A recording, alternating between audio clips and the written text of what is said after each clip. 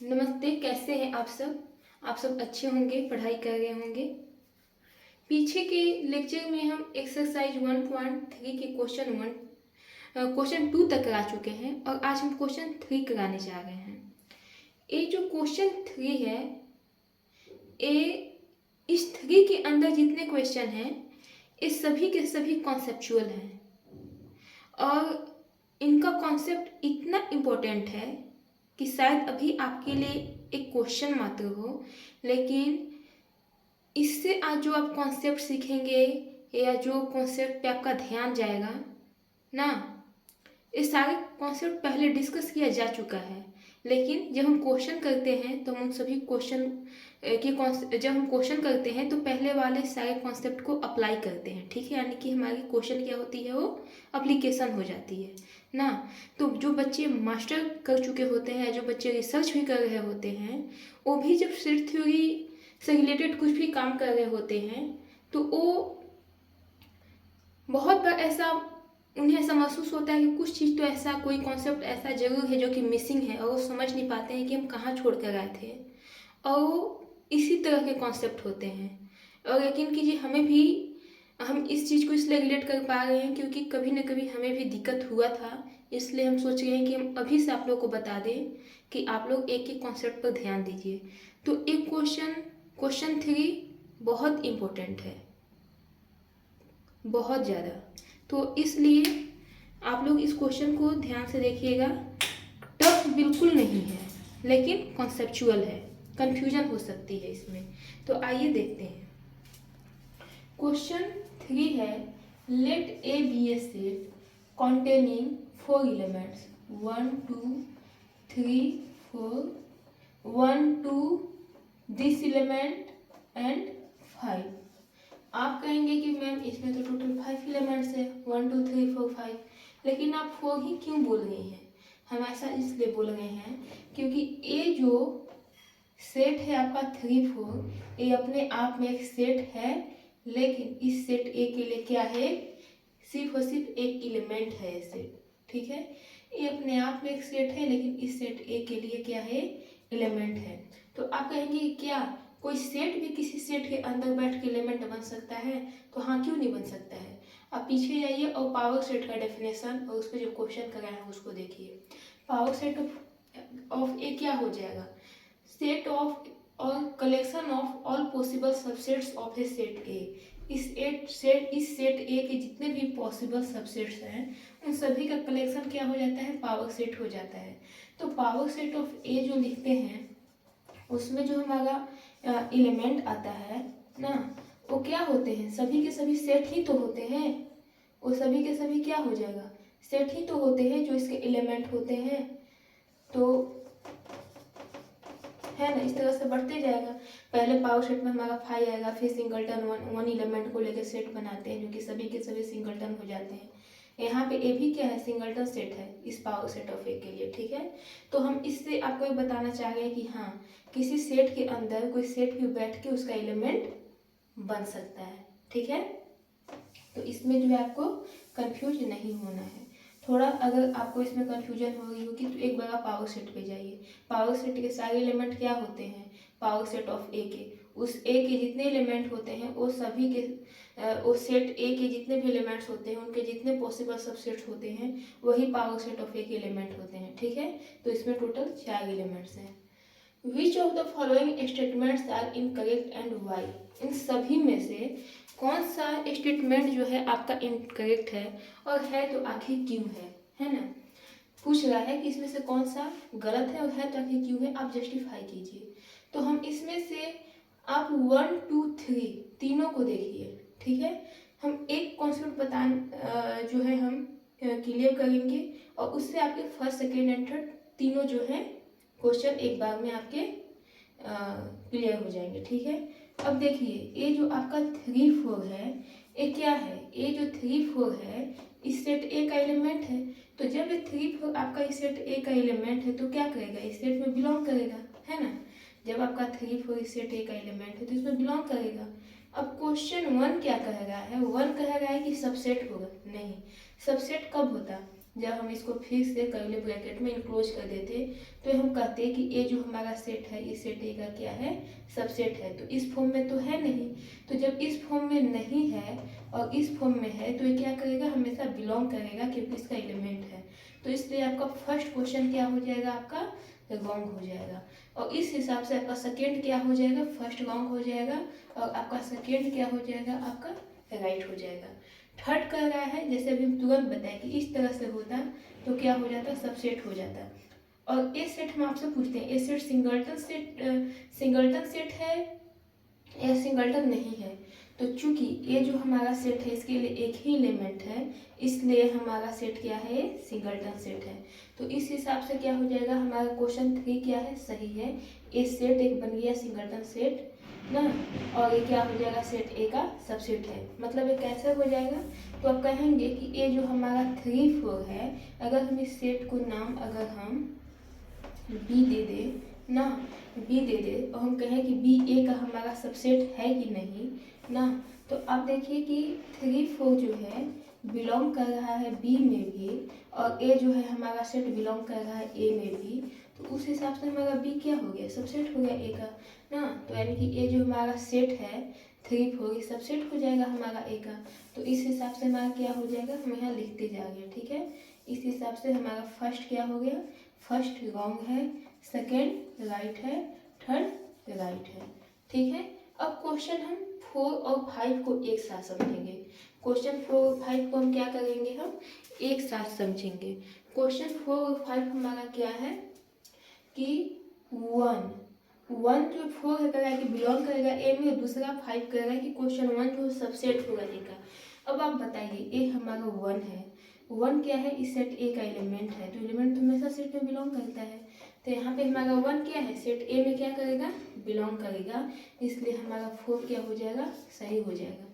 लेकिन ए हमारा 1 तब हमारा सेट ए में का सबसेट हो जाता, ए हमारा 1 तब इस सेट ए का सबसेट हो जाता जब ए हमारा इस तरह से इनक्लोज होता ब्रैकेट में, यानी कि हमारा सिंगल्टन सेट के फॉर्म में होता, क्योंकि सेट ही किसी सेट का सबसेट हो सकता है, ठीक है।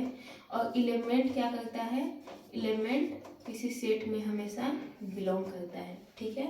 सेट ही किसी सेट का सबसेट हो सकता है, तो इसलिए हमारा इस हिसाब से 1 एलिमेंट है, सेट ए में बिलोंग करता है, इसलिए 4 सही हो गया।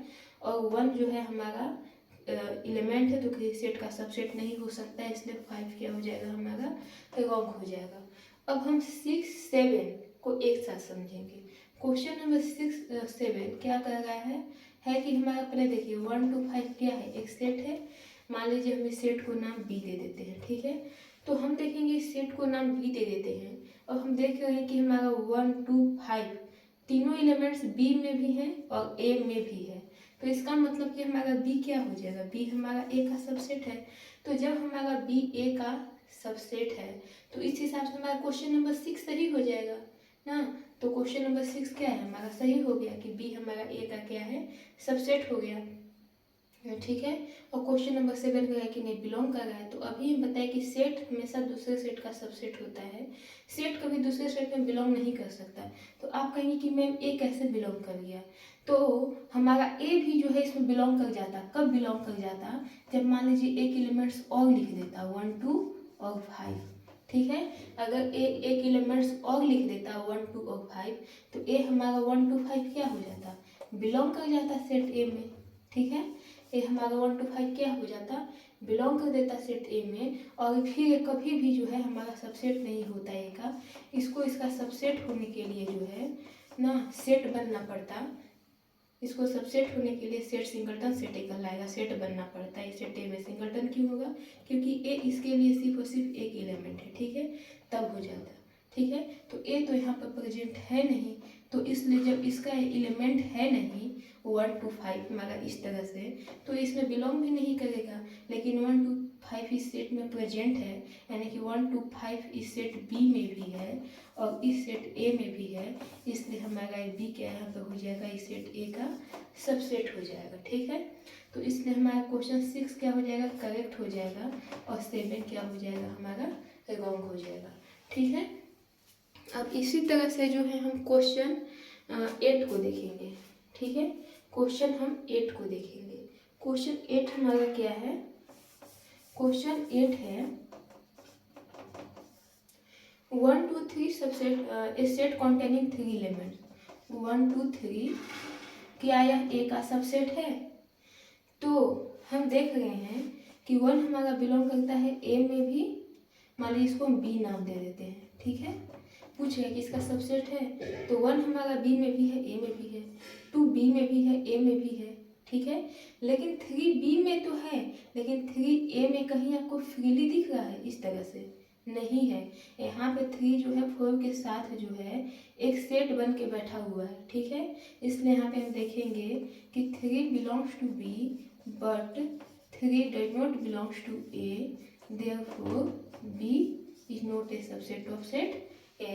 तो इस हिसाब से क्या हो जाएगा, हमारा क्वेश्चन 8 जो है वो क्वेश्चन 8 हमारा रॉन्ग हो जाएगा ना। अब क्वेश्चन 9 10 और 11 को एक साथ समझिए, ठीक है। क्वेश्चन 9 10 और 11 को एक साथ, और ये बहुत ही इम्पोर्टेंट जो है ये कॉन्सेप्ट है।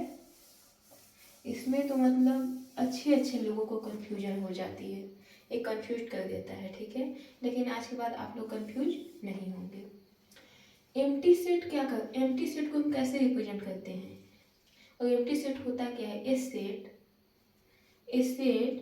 विच हैज नो एलिमेंट्स और a set which containing nothing. वैसा सेट जिसके पास कोई एलिमेंट नहीं हो, ठीक है, कोई एलिमेंट नहीं हो, उसको हम एम्प्टी सेट कहते हैं। और उसको हम रिप्रेजेंट करते हैं किससे? फाई से। यानी कि फाई जो है हमारा एम्प्टी सेट को रिप्रेजेंट कर रहा है, यानी कि ये सेट का रिप्रेजेंटेशन है। यानी कि ऐसा लिखे तो ये बात यहाँ पे आ जाती है सेट की, ठीक है। या हम इसको इस तरह से दिखाते हैं, ठीक है।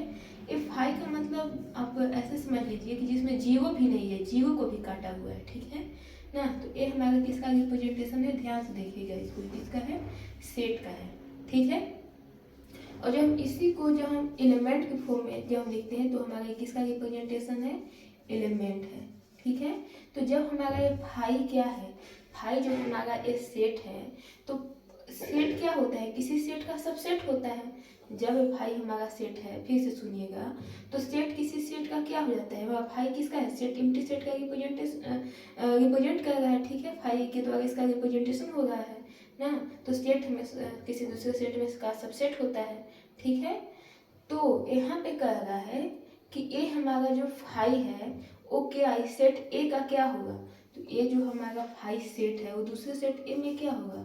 ए का सबसेट हो जाएगा, क्योंकि ए में किसी सेट में भले फाई को लिखा रहे या ना लिखा रहे ना, लिखा रहे या ना लिखा रहे, तो उस सेट में जो है सो फाई, हर एक सेट में फाई मौजूद है, because phi is a subset of every set, ठीक है।